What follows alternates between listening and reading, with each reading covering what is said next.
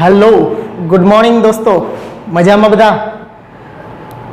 छठू chapter करी रह्या छीए आपणे आज लास्ट पीरियड में आपणे 31मा उदाहरण सुधी कर्या हता। आज हवे आपणे आगळ 32मा उदाहरण में आगळ वधीए। आई होप बधा मित्रों छे ए व्यवस्थित रीते बधा दाखलानी प्रेक्टिस करता हशो। जो मित्रों आगळथी व्यवस्थित रीते फरी पाछो टाइम ज्यारे मळतो जाय त्यारे रिविजन करता रहेजो मित्रों अने दाखला गणता रहेजो मित्रों, कारण के जेटलू गणशो एटलो तमने त्यारे एक्जाम टाइम में फायदो थशे मित्रों। तो चालो करीए 32मा दाखलानी उदाहरण 32 नी अंदर एफ ऑफ एक्स आपणे आप्युं छे 3x नी 4 घात वत्ता 4x घन माइनस 12x वर्ग वत्ता 12 ना स्थानीय महत्तम तथा स्थानीय न्यूनतम मूल्यों मेळवो। स्थानीय महत्तम स्थानीय न्यूनतम मेळववाना छे, मतलब आपणे द्वितीय विकलित कसोटीनो उपयोग करीने मेळवशुं। अहीं ध्यान आपजो मित्रों, एफ ऑफ एक्स बराबर 3x नी 4 घात वत्ता 4x घन माइनस 12x वर्ग वत्ता 12। હવે આનું આપણે પ્રથમ વિકલન અને દ્વિતીય વિકલન મેળવી લઈએ। f ડેશ ઓફ x બરાબર 4 તેરી 12x ઘન વત્તા 4 તેરી 12x વર્ગ માઇનસ 12 દુ 24x અને 12 નું વિકલન અચળ છે એટલે 0 થશે। દ્વિતીય વિકલન પણ અહીંયા મેળવી લઈએ, પણ આના થોડા આપણે સાદુરૂપ આપી દઈએ। બધાયમાંથી 12x સામાન્ય નીકળી જશે, અહીંથી વધશે x સ્ક્વેર वत्ता एक्स और माइनस 2। हवे आना अवयव पर पाड़ी नाखीए एटले 12x इंटू 2 ना भाग पाड़ी अने 1 अने बादबाकी थी एटले x प्लस 2 अने x माइनस 1 आ आपणे f डैश ऑफ x मेळवी लीधो छे, तथा f double dash of x मेळवीए आनुं विकलन करी नाखशुं आपणे 12 तेरी 36x वर्ग वत्ता 12 दू 24x माइनस 24। बधामांथी कॉमन लेवा होय तो लई शको तमे, नहीं तो आम नंबर लई रह्या कांई वांधो नहीं। चालो तो अहींया आपणे विधेयनो प्रथम विकलित अने द्वितीय विकलित मेळवी लीधो छे। हवे आपणे निर्णायक बिंदुओ मेळववा माटे f डैश x बराबर 0 लेवानुं। हवे f डैश ऑफ x बराबर 0 लेता f डैश x आया है अपनी पास एटले 12x into x plus 2 into x minus 1 बराबर 0। आ त्रणेय बराबर 0 तो 12 छेद में आई जैसे एटले x बराबर 0, x बराबर माइनस 2 अने x बराबर 1 डायरेक्ट लखी नाख्या छे। त्रणेय बराबर 0 तो एनु मूल्य आपणे x बराबर 0, x बराबर माइनस 2 अने x बराबर 1 मळशे। मतलब आ त्रणेय छे ए आपणे निर्णायक संख्याओ मळी छे जे निर्णायक बिंदुओ छे। हवे वाराफरती आ निर्णायक बिंदुओने आपणे द्वितीय विकलननी अंदर मूकी अने चेक करीए के एनुं मूल्य ग्रेटर देन 0 रहेशे के लेस देन 0 रहेशे। ओके, तो f double dash of x मां x बराबर 0 लेता f डबल डैश x नी अंदर x बराबर 0 मूकशो એટલે અહીંયા 0 અહીંયા 0 એટલે ખાલી -24 જ વધશે। f डबल डैश ऑफ 0 बराबर 0 प्लस 0 माइनस 24 बराबर -24 लेस देन 0 મળ્યું છે આપણને। હવે આ લેસ દેન 0 મળ્યું એનો મતલબ કે સ્થાનિય મહત્તમ, તેથી x બરાબર 0 આગળ f ऑफ x ने स्थानीय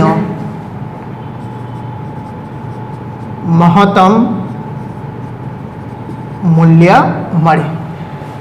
तो x बराबर 0 आगळ स्थानीय महत्तम मूल्य मळे। हवे महत्तम मूल्य मेळववा माटे आपणे विधेयनी अंदर किंमत मूकवी पड़े, तेथी f ऑफ 0 बराबर हवे आनी अंदर 0 मूकशो એટલે 0 0 0 आ त्रणेय तो 0 થઈ જશે એટલે ખાલી 12 જ વધશે એટલે 0 प्लस 0 माइनस 0 प्लस 12 तो f ऑफ 0 बराबर 12 मेळा छे आपणे, जे स्थानीय महत्तम मूल्य छे। ओके मित्रों, તો 0 આગળનું સ્થાનિક મહત્તમ મૂલ્ય આપણને 12 મળ્યું છે. દ્વિતીય વિકલિત કસોટીની મદદથી આપણે આ ચેક કર્યું કે કેવું મૂલ્ય મળે છે, સ્થાનિક મહત્તમ કે સ્થાનિક ન્યૂનતમ. એમાં 0 મૂક્યા તો -24 લેસ ધેન 0 મળ્યા એટલે સ્થાનિક મહત્તમ. લેસ ધેન મળે તો સ્થાનિક મહત્તમ, ગ્રેટર ધેન 0 મળે તો સ્થાનિય ન્યૂનતમ મળે. ઓકે, પછી એમાં આપણે 0 મૂકી દીધા વિધેયમાં, તો અહીંયા તો બધે x છે એટલે બધા 0 થઈ જશે એટલે ખાલી 12 જ વધશે, તો એ સ્થાનિય મહત્તમ. હવે બાકીના બે બિંદુ -2 અને 1 આગળ આપણે ચકાસીએ.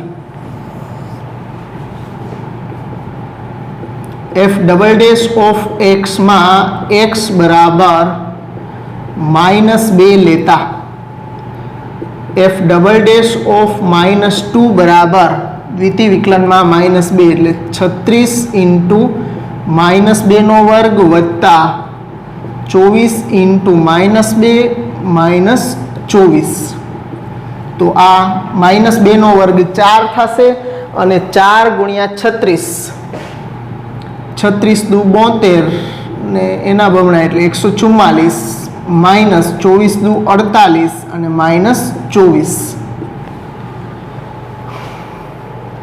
48 અને 24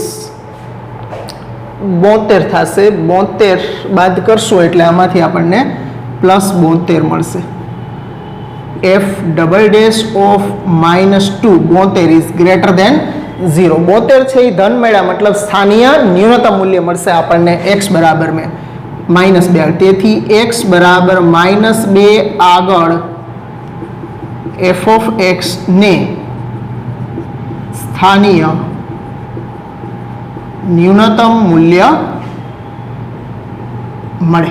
હવે સ્થાનીય ન્યૂનતમ મૂલ્ય મેળવવા માટે આપણે x બરાબર -2 વિધેયમાં મૂકીએ. તેથી f ઓફ -2 બરાબર 3 ઇન્ટુ -2 ની 4 ઘાત વત્તા 4 ઇન્ટુ -2 ની 3 ઘાત -12 ઇન્ટુ -2 નો વર્ગ વત્તા 12. તો આ 4 -2 ની 4 ઘાત એટલે +16 થશે. 16 તેરી 48 ઉભારીઓ લખી દઈ. આ 16 વત્તા 4 ઇન્ટુ -8 -12 ઇન્ટુ +4 વત્તા 12. 16 તેરી 48 -8 ચોક 32 -12 ચોક 48 વત્તા 12. તો આ +48 ને -48 કેન્સલ થઈ જશે. 32 માંથી 12 આપણે બાદ કરશું એટલે -20 મળશે આપણને f ઓફ -2, જે સ્થાનીય ન્યૂનતમ મૂલ્ય છે. ઓકે, તો આ આપણને -2 આગળનું સ્થાનીય ન્યૂનતમ મૂલ્ય -20 મળ્યું છે આપણને. હજુ આપણું એક બિંદુ છે x બરાબર 1 આગળ ચેક કરવાનું છે. f double dash of x માં x બરાબર 1 લેતા f ડબલ ડેશ માં 1 મૂકશું એટલે f ડબલ ડેશ ઓફ 1 બરાબર 36 ઇન્ટુ 1 નો સ્ક્વેર પ્લસ 24 ઇન્ટુ 1 નો 1 અને -24. તો આ +24 ને -24 તો કેન્સલ થઈ જશે. 36 મળશે અહીંયા આપણને. f ડબલ ડેશ ઓફ 1 નું મૂલ્ય 36 એ પણ ગ્રેટર ધેન 0. તેથી x બરાબર 1 આગળ f ઓફ x ને સ્થાનીય ન્યૂનતમ મૂલ્ય મળે. ઓકે, તો અહીંયા પણ આપણને સ્થાનીય ન્યૂનતમ મૂલ્ય મળ્યું છે, અહીંયા સ્થાનીય ન્યૂનતમ મૂલ્ય મળ્યું હતું. હવે ન્યૂનતમ મૂલ્ય મેળવવા માટે f ઓફ 1 નું મૂલ્ય કેટલું થાય મેળવીએ તો f ઓફ 1 3 ઇન્ટુ 1 ની 4 ઘાત વત્તા 4 ઇન્ટુ 1 નો ઘન -12 ઇન્ટુ 1 નો વર્ગ વત્તા 12. તો આ 3 વત્તા 4 -12 પ્લસ 12 એટલે +12 -12 તો કેન્સલ થઈ જશે. 3 ને 4 7. તો f ઓફ 1 બરાબર 7 મળ્યા, જે સ્થાનીય ન્યૂનતમ મૂલ્ય છે. ઓકે, તો આ રીતે આપણે ત્રણેય બિંદુઓ આગળ વારાફરતી આપણે સ્થાનિય મહત્તમ કે ન્યૂનતમ ક્યાં ક્યાં આગળ મળે છે એ મેળવી લીધું. જો મિત્રો એકદમ સહેલી વસ્તુ છે, દ્વિતીય વિકલિત કસોટીની મદદથી પહેલા જે કંઈ પણ તમને વિધેય આપ્યું હોય વિધેયનું પ્રથમ વિકલન કરો, જો એમાંથી કોમન નીકળતા હોય તો કોમન કાઢવાના, પછી વિધેય પદના અવયવ પડતા હોય તો અવયવ પાડવાના. ઈ કામ થઈ જાય પછી તમારે દ્વિતીય વિકલન મૂળ પદ, આ તો આપણે અવયવ એટલે પાડ્યા કે અહીંયા ફરી પાછું એના બરાબર 0 લેવું હોય, નહીં તો આ કામ છે એ ફરી પાછું અહીંયા કરવું પડે, એટલે અહીંયા જ કરી લીધું છે આપણે. પછી આનું જ આપણે દ્વિતીય વિકલન કરી નાખ્યું છે. દ્વિતીય વિકલન કરી અને પ્રથમ વિકલિત બરાબર 0 લીધા તો આ ત્રણેય અવયવ આવ્યા છે એના બરાબર 0, તો x બરાબર 0, x બરાબર -2 ને x બરાબર 1. તો આ ત્રણેય આપણને નિર્ણાયક સંખ્યાઓ મળી. પછી વારાફરતી ત્રણેય નિર્ણાયક સંખ્યાઓ છે 0, -2 અને 1 ત્રણેયને આપણે દ્વિતીય વિકલન f'(x) છે એની અંદર મૂકી અને ચેક કર્યું કે <0 આવે છે એનું મૂલ્ય કે <0 આવે છે. તો અહીંયા આપણને 0 માટે <0 મળ્યું એટલે સ્થાની મહત્તમ, અને પછી વિધેયની અંદર 0 મૂકી અને એનું સ્થાની મહત્તમ મૂલ્ય મેળવી લીધું. પછી એ જ રીતે f'(x) ની અંદર આપણે x બરાબર -2 મૂક્યા, -2 મૂકી અને એનું મૂલ્ય 72 જે <0 થયું છે એટલે સ્થાની ન્યૂનતમ મૂલ્ય મળ્યું છે. અને સ્થાની ન્યૂનતમ મૂલ્ય મેળવવા માટે વિધેયની અંદર આપણે -2 મૂક્યા તો આપણને -20 જે સ્થાનીય ન્યૂનતમ મૂલ્ય મળ્યું છે. પછી f'(x) માં x બરાબર 1 મૂક્યા, ત્રીજું બિંદુ આપણું, તો એ મૂકતા આપણને 36 મળ્યા છે, એ પણ <0 એટલે અહીંયા પણ આપણને સ્થાની ન્યૂનતમ મૂલ્ય મળે છે. અને પછી એમાં x બરાબર 1 છે એ વિધેયમાં મૂક્યા તો અહીંયા આપણને 7 મૂલ્ય મળ્યું છે જે સ્થાની ન્યૂનતમ મૂલ્ય છે. એટલે એકદમ સહેલી તમારા મગજમાં વ્યવસ્થિત બેસી જાય પછી આમાં કાંઈ છે નહીં. દાખલો થોડોક આમ કમ્પેરેટિવલી લખવામાં લાંબો થશે પણ અઘરું કાંઈ છે નહીં, એકદમ સહેલા દાખલા છે. ઓકે, લખી નાખો મિત્રો, પછી કરીએ આગળનો. ચાલો મિત્રો, એના પછી ઉદાહરણ નંબર 33 છે. હવે આ ઉદાહરણ નંબર 33 છે ઈ અને ઉદાહરણ નંબર 30 બેયની રકમ એક જ છે, કાંઈ ફેર નથી, આની આ જ રકમ છે. પણ આ ફરી પાછો અહીંયા ઉદાહરણ તરીકે રિપીટ થવા માટેની જરૂર શું લાગી? તો એ રિપીટ કરવા પાછળનો હેતુ એ છે કે ત્યાં આપણે સીધું પ્રથમ વિકલિત કસોટીની મદદથી જ આખું કામ કર્યું હતું. અહીંયા છે એ આ આપણે દ્વિતીય વિકલિત કસોટીની મદદથી આપણે કરવાનું છે. પણ દ્વિતીય વિકલિત આની અંદર છે એ નતિ બિંદુ આવે છે એટલે દ્વિતીય વિકલિત કસોટી એકચ્યુઅલી કામ નથી કેમ આપતી એ આપણને આમાંથી જોવા મળશે. ઓકે, તો ઉદાહરણ 33 આપણે કરીએ. અહીંયા ધ્યાન આપજો, ફરી પાછું રિપીટ જ છે. f(x) બરાબર 2x3 - 6x² + 6x + 5 એનું પ્રથમ વિકલન f'(x) બરાબર 6x² - 12x + 6 5 નું 0 થઈ જશે. આમાંથી 6 કોમન કાઢી લેશો તો x² - 2x + 1, તો આ 6 × x - 1 નો હોલ સ્ક્વેર. આ પૂર્ણવર્ગ ત્રિપદી થઈ ગઈ છે. x² - 2x + 1 એટલે x - 1 નો હોલ સ્ક્વેર. આ આપણું પ્રથમ વિકલન થયું છે f'(x). તથા દ્વિતીય વિકલન કરીએ f'(x) બરાબર અહીંથી જ કરશું આપણે 6 × 12x - 12. આ સાદુરૂપ આપ્યું હોય આનું વિકલન કરવાની જરૂર, એનું કરો તોય વાંધો નથી, પણ અહીંયા આપણે આનું જ વિકલન કર્યું છે. આનું કરશો તોય 6 × 12 × x - 1, આમાંથી 12 કોમન કાઢી લ્યો એટલે x - 1 જ થઈ જશે. ઓકે, ચાલો હવે f'(x) બરાબર 0 લેતા નિર્ણાયક બિંદુ મેળવવા માટે મિત્રો આપણે f'(x) પ્રથમ વિકલન બરાબર 0 લેવાનું. તો f'(x) બરાબર 0 લેશું એટલે 6 × x - 1 નો સ્ક્વેર બરાબર 0. તો x - 1 બરાબર 6 છેદમાં આવી ગયા છે એટલે 0, ને x - 1 નો સ્ક્વેર છે એનું વર્ગમૂળ લીધું એટલે x - 1 બરાબર 0. તો x બરાબર 1.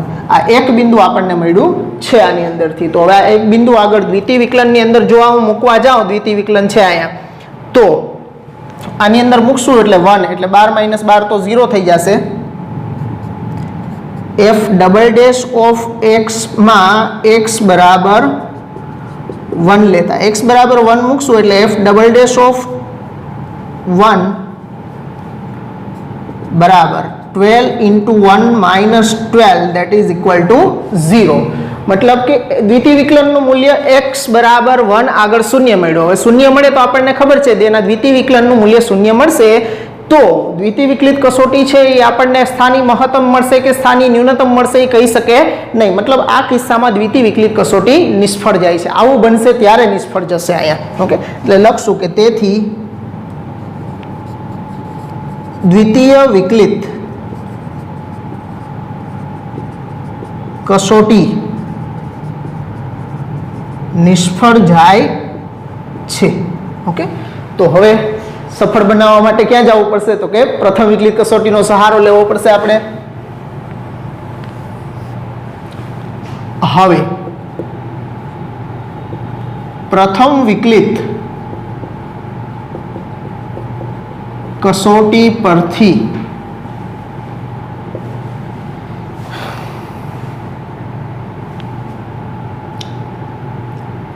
x બરાબર 1 માટે એવો h ગ્રેટર ધેન 0 મળે કે જેથી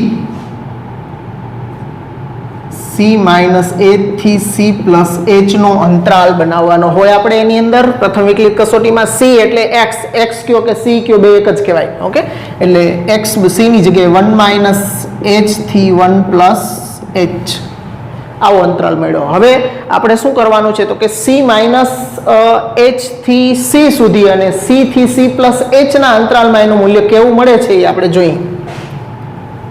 હવે પ્રત્યેક x belongs to 1 minus h થી 1 માટે f ડેશ ઓફ x કેવો મળે છે.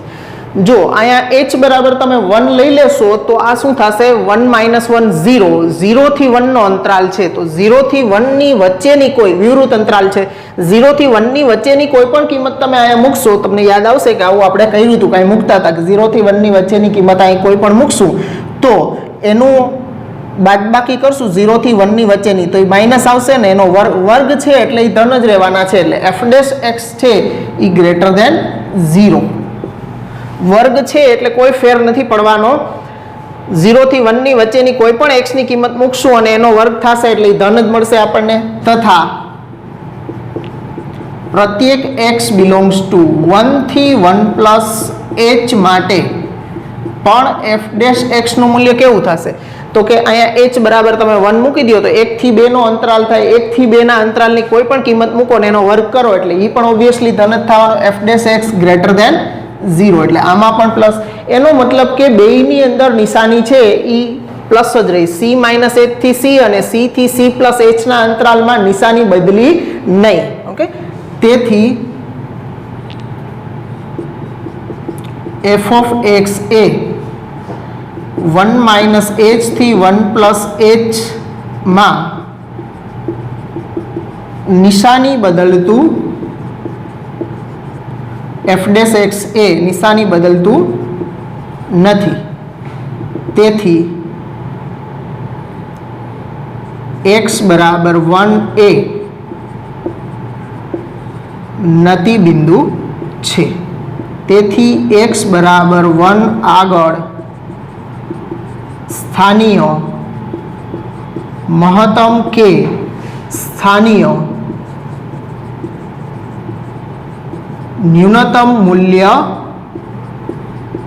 ન મળે. ઓકે, કારણ કે એ નથી બિંદુ છે એટલે એ બિંદુ આગળ આપણને સ્થાનિક મહત્તમ કે સ્થાનિક ન્યૂનતમ મૂલ્ય મળી શકતું નથી. એટલે આ રીતે આપણે દ્વિતીય વિકલિત કસોટી ઉપરથી આગળ વધ્યા તો અહીંયા પહોંચ્યા ત્યારે એના દ્વિતીય વિકલનનું મૂલ્ય x બરાબર 1 માટે શૂન્ય મળ્યું એટલે અહીંયા દ્વિતીય વિકલિત કસોટી છે એ ફેલ ગઈ. તો આપણે પછી પ્રથમ વિકલિત કસોટીનો સહારો લીધો પણ પ્રથમ વિકલિત કસોટીમાં પણ નિશાની બદલી નહીં. હવે જો એવું નથી મગજમાં બેસાડી લેવાનું આપણે કે દ્વિતીય વિકલિત કસોટી નિષ્ફળ જાય એટલે પહેલી પ્રથમ વિકલિત કસોટી પણ નિષ્ફળ જ જાય. હા, ઘણા એવા દાખલાઓ હોય છે કે દ્વિતીય વિકલિત કસોટી નિષ્ફળ જાય પણ પ્રથમ વિકલિત કસોટી છે એ નિશાની બદલતું હોય તો એવે વખતે ધ્યાન રાખવાનું કે એને સીધું નતિ બિંદુ નથી કહી દેવાનું. ચેક કર્યા પછી જ આપણે એને નતિ બિંદુ કહી શકશું, એની પહેલા નહીં કહી શકીએ. ઓકે, તો આઈ હોપ બધાને સમજાઈ ગયું હશે. નોટ ડાઉન કરી લ્યો મિત્રો. ચાલો એના પછી ઉદાહરણ 34 ઉપર આવો. જેમનો સરવાળો 15 હોય તથા જેમના વર્ગોનો સરવાળો ન્યૂનતમ હોય એવી બે ધન સંખ્યાઓ શોધો. ઓકે, એટલે આપણે એક સંખ્યા ધારી લેવાની, એક સંખ્યા x ધારશું અને સરવાળો 15 કીધો છે તો બાકીની સંખ્યા 15 માઇનસ x જ થાય. મિત્રો ધારીએ આપણે, ધારો કે બે ધન સંખ્યાઓ પૈકીની એક સંખ્યા x છે તેથી બીજી સંખ્યા 15 માઇનસ x થાય. ઓકે, એટલે આ બે સંખ્યાઓ આપણે લીધી છે. હવે શું કીધું? જેમના વર્ગોનો સરવાળો ન્યૂનતમ. જો હવે આ છે એ દાખલાઓ છે એ કોઈ પ્રશ્ન ટાઈપના દાખલાઓ આવે.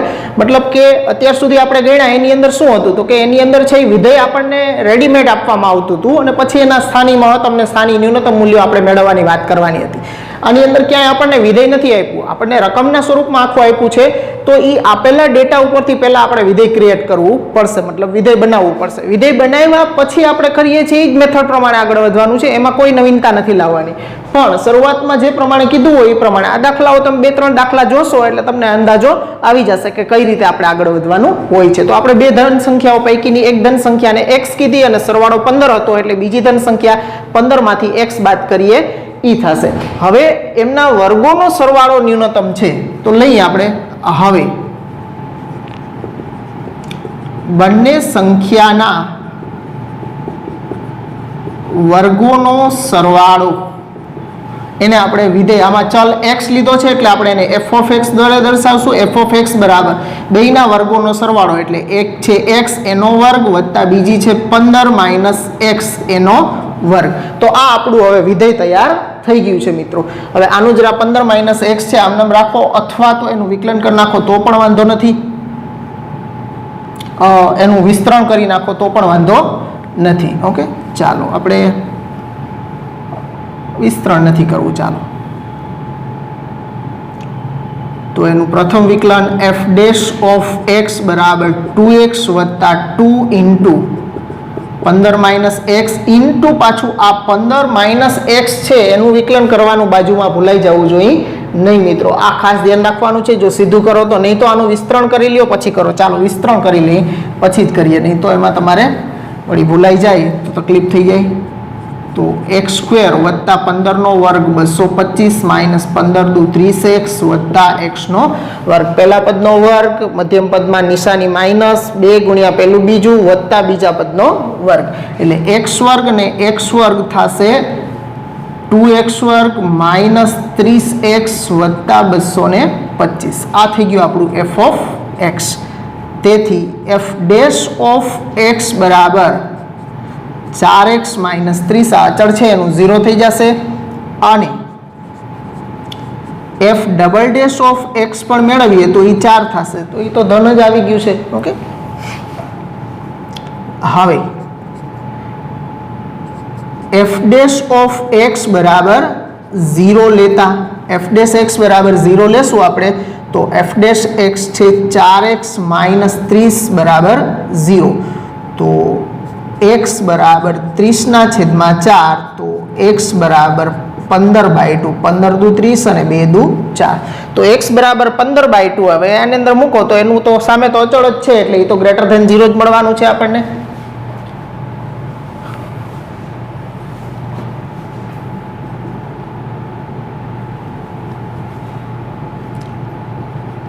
તથા f ડબલ ડેશ ઓફ 15/2 બરાબર 4 is greater than 0. તેથી x બરાબર 15/2 માટે f of x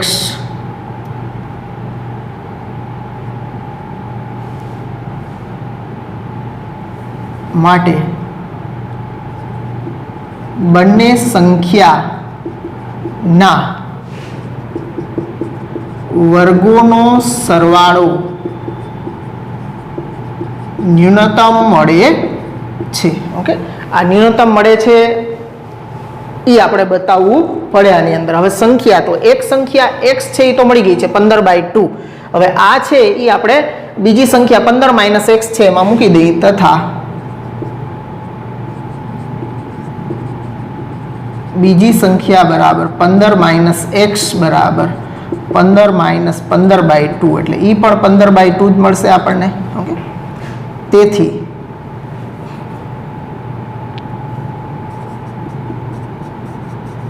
માગેલી બે ધન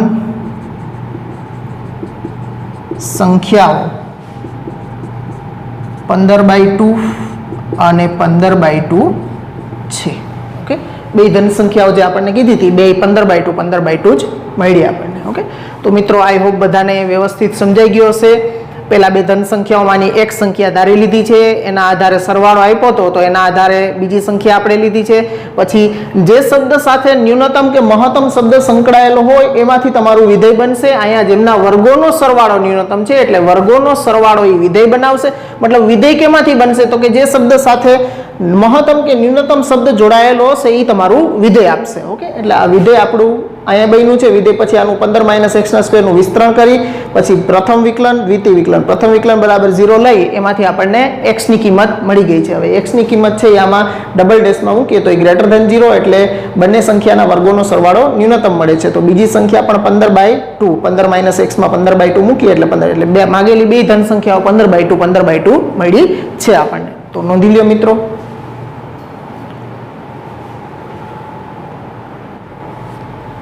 ચાલો હવે એના પછી આગળના દાખલામાં 35મા ઉદાહરણમાં 0 < c < 5. c છે એ આપણને 0 થી 5 સવૃત અંતરાલ 0 થી 5 ની વચ્ચેનું બિંદુ c આપ્યું છે. તો પરવલય y બરાબર x² થી આ બિંદુ 0c બિંદુ છે એ y અક્ષ પરનું બિંદુ છે, એનું ન્યૂનતમ અંતર આપણે જોઈએ છીએ. પરવલય y બરાબર x² આપ્યો છે, મતલબ પરવલય છે એ y અક્ષ પરનો પરવલય છે, ધન y અક્ષ પરનો, અને બિંદુ છે એ પણ ધન y અક્ષ પરનું છે. તો y અક્ષ પરના કયા બિંદુથી આ પરવલયનું અંતર છે, આ બિંદુ પરવલયનું આ બિંદુથી ન્યૂનતમ અંતર હશે એ આપણે મેળવવાનું છે મિત્રો. તો ચાલો કરીએ શરૂઆત. વિધેય પહેલા બનાવવું પડશે આપણે. તો પહેલા પરવલય પરનું પણ એક બિંદુ આપણે લેવું જોશે, કારણ કે અંતર જોતું હોય આપણે આ બિંદુથી પરવલયનું સીધું અંતર તો આપણે નહીં, એટલે પરવલય પરનું બિંદુ આપણે વ્યાપક સ્વરૂપમાં xy અથવા તો hk પણ લઈ શકો. ઓકે, ધારો કે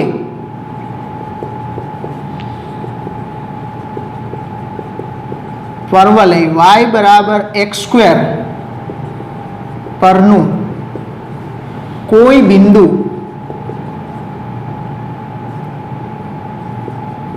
xy છે.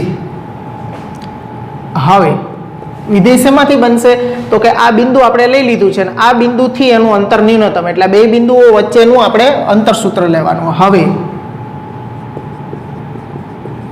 પરવલય પરના બિંદુ xy થી બિંદુ 0c નું અંતર, ચાલો મિત્રો, પરવલય પરના બિંદુ pxy થી બિંદુ q0c નું અંતર pq બરાબર વર્ગમૂળની અંદર x -0² વત્તા y - c એનો હોલ સ્ક્વેર. હવે વર્ગમૂળ આવે, જ્યારે પણ વર્ગમૂળ આવે ત્યારે આપણે હંમેશા એનો વર્ગ કરી અને પછી જ એના બરાબર આપણે વિધેય, આમાં ચલ જે આવતો હોય એ ચલ પ્રમાણે વિધેય લઈ લેવાનું. કારણ કે વર્ગમૂળ આવશે તો વળી એનું વિકલન કરશું, પ્રથમ વિકલન, ત્યારે આપણે વર્ગમૂળનું 1/2 √x પ્રમાણે પાછું વિકલન કરવું પડે. એટલે વર્ગમૂળ આવે ત્યારે આપણે વર્ગ કરી નાખવાનો, એનાથી એના મહત્તમ ન્યૂનતમ મૂલ્યને કોઈને કાંઈ ફેર પડતો નથી મિત્રો. એટલે અહીંયા આપણે pq સ્ક્વેર બરાબર x² પ્લસ y - c નો હોલ સ્ક્વેર વર્ગ લેતા. હવે જે આપણે મૂળ વિધેય y બરાબર x² જે પરવલય છે એમાંથી x² છે એની જગ્યાએ જો y મૂકી દઈએ તો આખું વિધેય છે એ y માં કન્વર્ટ થઈ જાય અને આપણે એને f(y) કહી દઈએ. આને f(y) બરાબર x² ની જગ્યાએ y, તો y વત્તા y - c નો હોલ સ્ક્વેર કોના ઉપરથી તો કે 1 ઉપરથી આપણે x² ની જગ્યાએ y મૂકી દીધો છે. તો આખું પદ c છે એ તો અચળ છે, ચલ ખાલી y, એક ચલમાં ફેરવવું પડશે તમારે. ઓકે, બે ચલ આવતા હશે તો બે ચલમાંથી આખા વિધેયને એક ચલમાં વક્ર આપેલો હોય તો વક્રમાંથી કિંમતો મૂકી અને એને એક ચલમાં ફેરવવાનું, જે પ્રમાણે સરળતા પડે એ પ્રમાણે. જો y ની જગ્યાએ તમે x² મૂકીને કરશો તો થોડુંક સ્ક્વેરનો પાછો વર્ગ આવશે, એટલે એના કરતાં બેટર રસ્તો આપણને x² ની જગ્યાએ y મૂકવા, જેથી વિકલન પણ આપણને સરળ પડે, એટલા માટે આપણે x² ની જગ્યાએ y મૂકી દીધા છે. હવે આનું પ્રથમ વિકલન કરીએ તો f' બરાબર y સાપેક્ષ વિકલન કરવાનું હોય. ચલ y છે તો y સાપેક્ષ x સાપેક્ષ નથી કરવાનું, તો y નું y સાપેક્ષ 1 થશે વત્તા ઘાત આગળ આવશે એટલે 2 y - c, અને y નું વિકલન 1, c નું 0 એટલે લખવાની જરૂર નથી. ઓકે, હવે f' બરાબર 0 લઈએ આપણે. f' બરાબર 0 લેતા 1 પ્લસ 2 y - c બરાબર 0, તો 2 y માઇનસ સી બરાબર -1, 2 છે એને પણ છેદમાં જવા દઈએ તો y માઇનસ સી બરાબર -1/2, સી ને સામે લઈ જઈએ તો y બરાબર સી -1/2, તો y બરાબર લસા લઈ લ્યો તો 2c -1/2, આ આપણને y મળ્યો છે. જોઈએ આપણે વળી f double dash of y બરાબર શું થાય છે? પ્રથમ વિકલન છે અહીંયા આપણી પાસે, એનું દ્વિતીય વિકલન કરશું એટલે 1 નું 0 થશે, 0 પ્લસ 2 ઇન્ટુ y નું 1 એટલે f double dash of y બરાબર 2 મળ્યું છે. હવે આની અંદર કોઈ કિંમત મૂકવાની, આવા અજ્ઞાતવાળી કિંમતો હોય તો આની અંદર મૂકવાની જરૂર નથી, સીધું જ અહીંયા જો આપણને ધન દેખાતું હોય તો એ ગ્રેટર દેન 0 જ થવાનું છે. અહીં કોઈ પણ કિંમત મૂકશું તો પણ એટલે ગ્રેટર દેન 0. તેથી પરવલય પરના બિંદુ xy નું બિંદુ 0c થી અંતર ન્યૂનતમ છે એવું આપણે બતાવી દીધું. ગ્રેટર દેન 0 આવ્યું એટલે અંતર ન્યૂનતમ છે એવું આપણે બતાવી દીધું છે. હવે આપણે ન્યૂનતમ અંતર મેળવવાનું છે. હવે અંતર મેળવવા માટે આ y ની કિંમત છે એ અહીંયા જે આપણું f ઓફ y છે એની અંદર પણ f ઓફ y છે એ આપણે વર્ગ બરાબર લીધું છે, એટલે અંતર મેળવવા માટે આપણે આનો ઉપયોગ આ જે pq સ્ક્વેર છે એના બરાબર લેશું આપણે. હવે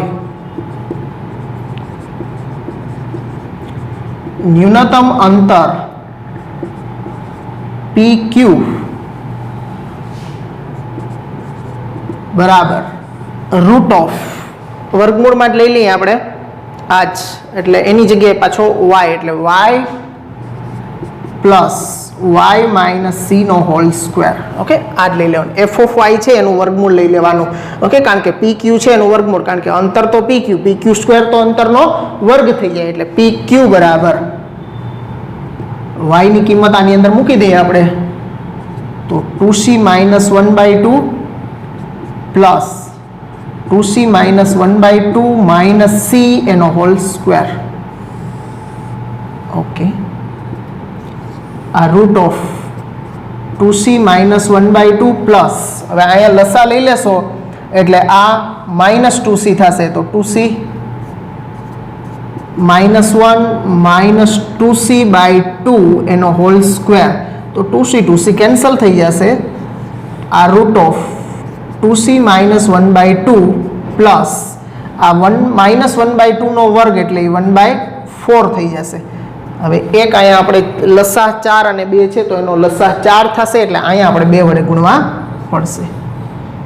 તો અહીંયા 2 વડે ગુણી દેશું એટલે આ 4c -2 પ્લસ 1/4 બરાબર વર્ગમૂળમાં આ 4c અને -2 વત્તા 1 એટલે 4c -1 અને 4 નું વર્ગમૂળ 2. ઓકે, આ PQ આ ન્યૂનતમ અંતર આપણને √4c -1/2 મળ્યું. ટેક્સ્ટબુકની અંદર આ દાખલો છે એ પ્રથમ વિકલિત કસોટીની મદદથી કર્યો છે. આપણે અહીંયા દ્વિતીય વિકલિત કસોટીનો ઉપયોગ કરીને જ કર્યો છે આ દાખલો. ઓકે, તો રૂટ ઓફ અહીંયા y ની જગ્યાએ 2c -1/2 મૂકી સાદું રૂપ આપ્યું તો આપણને PQ ન્યૂનતમ અંતર છે એ 4c -1 નું વર્ગમૂળ છેદમાં 2 મળ્યા છે. તો વિદ્યાર્થી મિત્રો આ આપણો દાખલા નંબર 35મું ઉદાહરણ થયું છે. નોટ ડાઉન કરી લ્યો મિત્રો. આ બધા દાખલાની છે પ્રેક્ટિસ કરજો અને વ્યવસ્થિત સમજજો. ઓકે, સમજીને બધું કામ કરવાનું છે. આ દાખલામાંથી વિધેય કેમ બનાવવાનું છે અને વિધેય બનાવ્યા પછી કઈ રીતે આગળ વધવાનું છે. આગળ વધવામાં તો આપણે દ્વિતીય વિકલિત કસોટી કે પ્રથમ વિકલિત કસોટીની મદદથી જ આપણે કામ કરવાનું રહેશે. આ દાખલો છે એ ટેક્સ્ટબુકની અંદર તો પ્રથમ વિકલિત કસોટીથી કર્યો છે, અહીંયા આપણે દ્વિતીય વિકલિત કસોટીથી કર્યો છે. એકદમ સરળતાથી થઈ જાય છે. અને અહીંયા આપણે થોડો એનાથી થોડો અલગ કર્યો છે.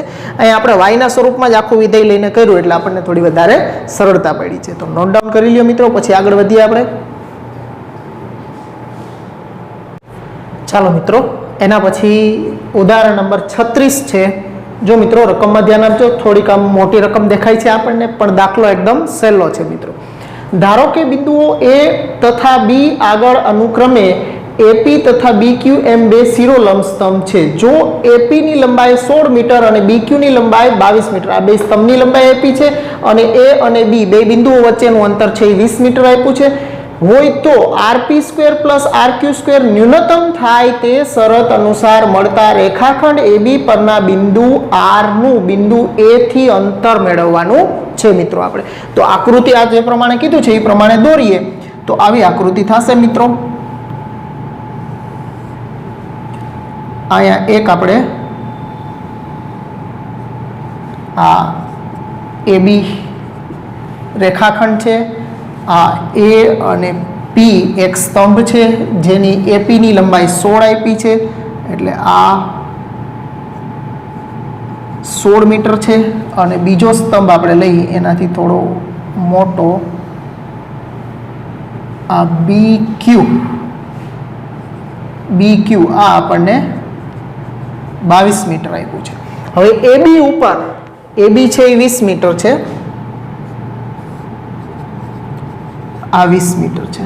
ઓકે, હવે એબી ઉપર રેખાખંડ એબી પરના બિંદુ આર, હવે રેખાખંડ એબી ઉપર એક બિંદુ આર લેવાનું છે. આપણે અહીંયા બિંદુ આર લઈ, આ આર આને આની સાથે જોડી દઈએ એટલે આ કાટકોણ ત્રિકોણ થઈ જાય. એમ આને પણ આની સાથે જોડી દઈએ કારણ કે આપણે આરપી સ્ક્વેર અને આરક્યુ સ્ક્વેર ના વર્ગોનો સરવાળો ન્યૂનતમ છે એવું આપણે બતાવવાનું થશે.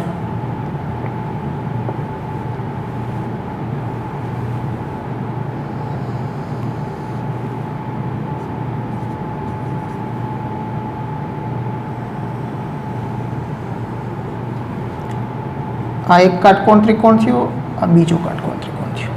હવે આપણે બિંદુ આર છે એનું એ થી અંતર જોઈએ છીએ તો આ અંતર આપણે x મીટર ધારી લઈ, આ x મીટર. તો આ અંતર આ 20 આપ્યું છે આખું, આ x ધારીએ તો આ કેટલું થાય તો કે 20 - x મીટર થશે. તો આઈ હોપ બધાને છે આકૃતિ વ્યવસ્થિત સમજાઈ ગઈ હશે.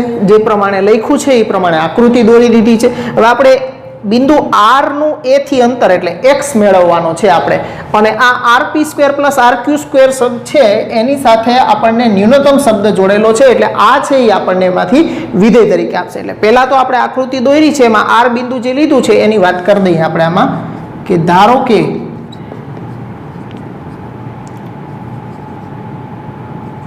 બિંદુ આર એ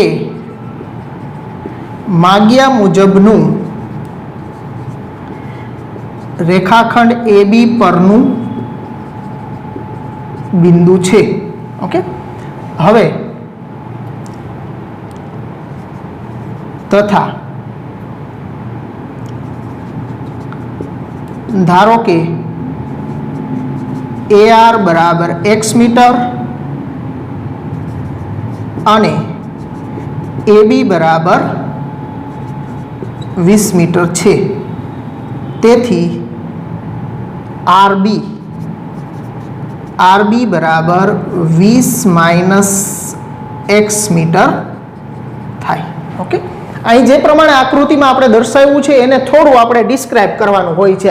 અહીં જે કર્યું છે પહેલા આર બિંદુ લીધું આપણે, અહીંયા આર બિંદુ લઈ અને પછી આપણે માપ છે એ થી આર નું માપ x ધારી લીધું, આખું માપ છે 20 આપ્યું છે તો બાકીનું માપ છે 20 - x જેટલું થાય અહીં દોર્યું છે એ આપણે લખી દીધું છે. હવે આપણે આગળ વધીએ તો હવે આ આરપી સ્ક્વેર અને આરક્યુ સ્ક્વેર છે એ લઈએ આપણે. હવે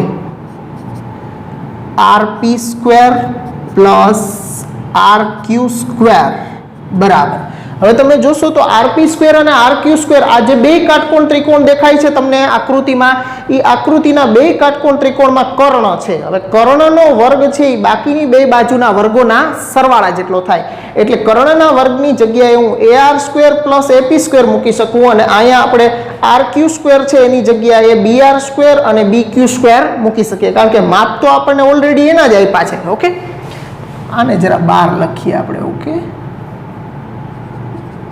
આ 22 મીટર 16 મીટર છે. ઓકે, ચાલો તો હવે અહીંયા આરપી સ્ક્વેર બરાબર AR square plus AP square વત્તા આ આરપી સ્ક્વેર છે એની જગ્યાએ પાયથાગોરસ ઉપરથી આપણે મૂક્યું છે આકૃતિ ઉપરથી, અને આ જે આર ક્યુ સ્ક્વેર છે એની જગ્યાએ આર બી સ્ક્વેર વત્તા ક્યુબી સ્ક્વેર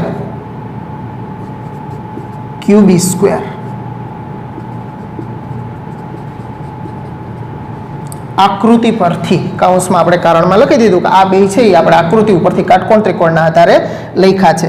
હવે એના બધાના માપ આપણને આપ્યા છે એટલે એ આર સ્ક્વેર એટલે એક્સ એનો વર્ગ એટલે એક્સ સ્ક્વેર વત્તા એપી 16 છે એટલે આ 16 નો વર્ગ થશે વત્તા આરબી એટલે 20 માઇનસ એક્સ નો વર્ગ વત્તા ક્યુબી છે 22 એટલે આ થશે 22 નો વર્ગ. તો આ આપણું વિધેય તૈયાર થવા જઈ રહ્યું છે. એક્સ સ્ક્વેર વત્તા 16 નો વર્ગ 256 વત્તા 20 માઇનસ એક્સ નો હોલ સ્ક્વેર છે એનું વિસ્તરણ કરી નાખો એટલે 20 નો વર્ગ 400 માઇનસ 20 દુ 40 એક્સ વત્તા એક્સ સ્ક્વેર વત્તા 22 નો વર્ગ 484 થશે. તો હવે આમાં બધા પદ એક્સ વાળા જ આવે છે તો આને આપણે હવે આ આરપી સ્ક્વેર ને આરક્યુ સ્ક્વેર છે એને આપણે એફ ઓફ એક્સ તરીકે લઈ લઈએ. આમાં જે ચલ આવતો હોય એ આખું જે આરપી સ્ક્વેર ને આરક્યુ સ્ક્વેર વાળું જે પદ છે એને આપણે એફ ઓફ એક્સ તરીકે લઈ લઈએ. જો ચલ વાય હોય તો એફ ઓફ વાય કહેવાનું, ચલ એચ હોય તો એફ ઓફ એચ કહેવાનું, ચલ આર હોય તો એફ ઓફ આર કહેવાનું. એમાં જે ચલ આવતું હોય એ આપણું વિધેય તરીકે આખું પદ છે એને એફ ઓફ ના સ્વરૂપમાં લઈ લેવાનું.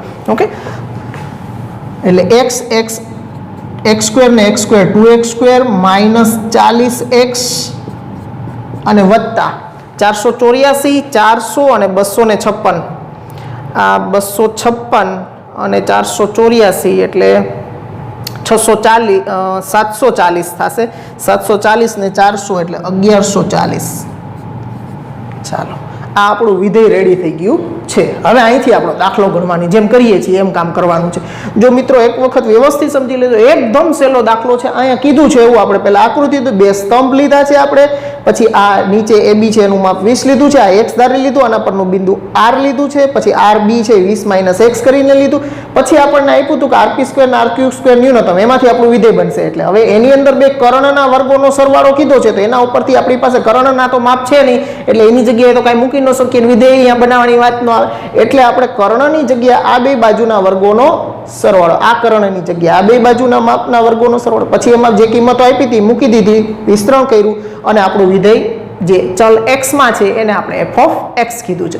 હવે આપણે કરીએ છીએ f ડેશ x કરી, f ડેશ x બરાબર 0 લઈ અને પછી f ડબલ ડેશમાં કિંમત મૂકી અને ન્યૂનતમ છે એમ આપણે બતાવી દઈશું.